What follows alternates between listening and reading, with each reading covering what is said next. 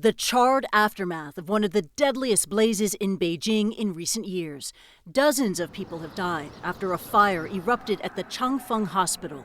According to state media, the fire broke out at around 1 p.m. on Tuesday and was extinguished about half an hour later.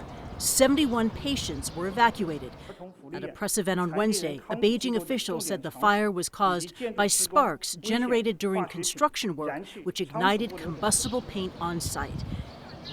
In this amateur video, one person is seen exiting the hospital through a window using a bedsheet. The person climbs down and lands on a roof-like structure and then scrambles across the rooftop to the next building.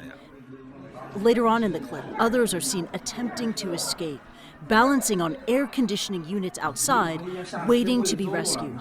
CNN does not know whether they made it to safety.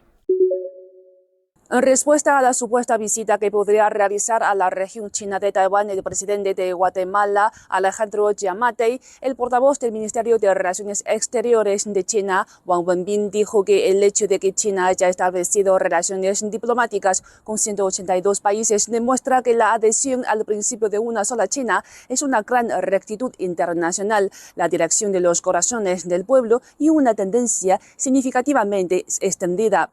Los intentos de las autoridades del Partido Progresista Democrático de Taiwán de ampliar el espacio internacional se han quedado sin camino y no son más que un truco para engañarse a sí mismos y a los demás.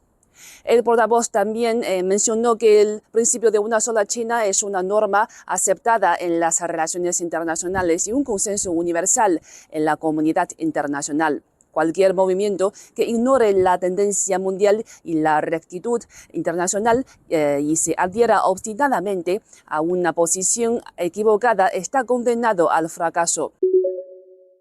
Continúa la gira del presidente Gustavo Petro, quien llega durante esta jornada a la Organización de Estados Americanos, donde estará siendo recibido por los diferentes dignatarios en este foro, en un evento extraordinario durante el cual tiene la oportunidad de dirigirse al pleno de esta organización. Sin embargo, la cita que tiene este jueves a las 2 de la tarde en la Casa Blanca con el presidente Joe Biden es la que llama la atención, en especial porque se espera que toquen temas fundamentales de la agenda binacional. Sabemos que el tema del cambio climático, uno que ya tocó durante la Organización de las Naciones Unidas, dirigiéndose en la plenaria de los pueblos indígenas, será parte de este diálogo, así como el trabajo que se está haciendo para combatir el narcotráfico y la agenda que tiene la administración Petro en ese frente. Otro de los temas fundamentales será el de la paz, ha asegurado el mandatario de Colombia, quien ha dicho que la paz no es solo para Colombia, sino para la región, y ha lanzado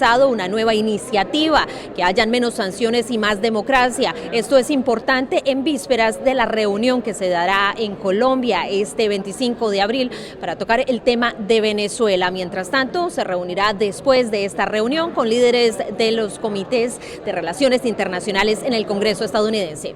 Informó Celia Mendoza de La Voz de América desde Washington para Telearuba. La Casa Blanca habría ignorado o pasado por alto las denuncias sobre un número creciente de menores migrantes explotados laboralmente en Estados Unidos. Así reportó el diario The New York Times, revelando que frente a refugios sobrecargados, la administración se apresuró a liberar los niños con poco apoyo a patrocinadores que les asignaron trabajos agotadores y peligrosos en construcciones, hoteles y mataderos. Según el New York Times, el Departamento de Salud y Servicios Humanos habría perdido contacto con decenas de miles de niños después de colocarlos con patrocinadores. Varias agencias, incluido el Departamento del Trabajo, se han culpado recíprocamente por estas fallas, mientras la Casa Blanca dijo que las denuncias no se marcaron como urgentes y no dejaban claro el alcance del problema. Es inaceptable que estas empresas utilicen mano de obra infantil.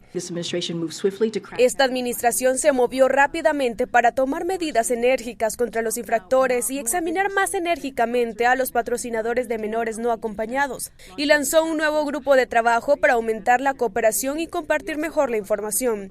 También hacemos un llamado al Congreso para que proporcione los recursos que esta administración ha solicitado durante mucho tiempo para ayudarnos a tomar medidas enérgicas contra las empresas que explotan a los niños como mano de obra. En el Congreso, legisladores de ambos partidos cuestionaron al gobierno Biden sobre estas explotaciones de menores y los errores en asignar patrocinadores en dos audiencias distintas. Los funcionarios admitieron que no pudieron hacer un mejor trabajo por falta de recursos, de personal calificado o de una cadena de mando clara. La Casa Blanca se negó a comentar por qué la administración no reaccionó previamente a las repetidas señales de que los niños migrantes eran explotados. Este aumento de menores no acompañados se produjo después de que la administración Biden asegurara a los padres en América Latina que los niños no acompañados no serían devueltos a su país de origen si se presentaban en la frontera sur. Y en los últimos 2 años, más de 250,000 niños migrantes han venido solo a Estados Unidos. Desde Washington, Jacopo Luzzi, Voz de América para Telearuba.